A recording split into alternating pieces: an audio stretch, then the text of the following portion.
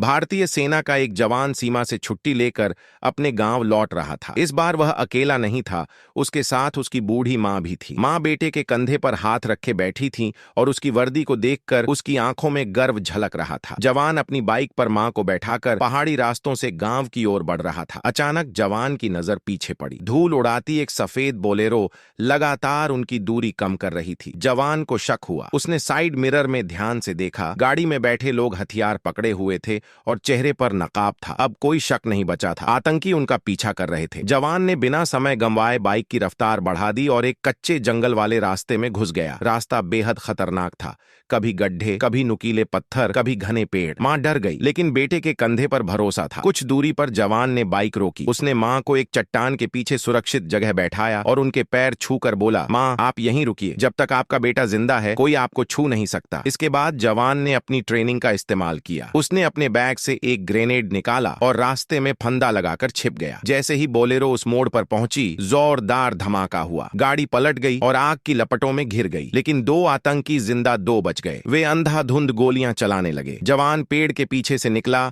और एक एक कर सटीक निशाने से दोनों को ढेर कर दिया। जंगल में फिर सन्नाटा छा गया। लड़ाई खत्म हो चुकी थी। जवान के कंधे पर गोली लगी थी, खून बह रहा था, लेकिन वह लड़खड़ाते कदमों से मां के पास पहुंचा। मां ने कांपते हाथों से बेटे को सीने से लगा लिया। उसकी आंखों से आंसू बह रहे थे, लेकिन चेहरे पर गर्व था। जवान ने धीमी आवाज में कहा, मां आज फिर आपकी दुआ ने मुझे बचा लिया। अगर आप भी ऐसे वीर जवानों और मां के अटूट रिश्ते को सलाम करते हैं तो इस कहानी को लाइक, शेयर और सब्सक्राइब जरूर करें।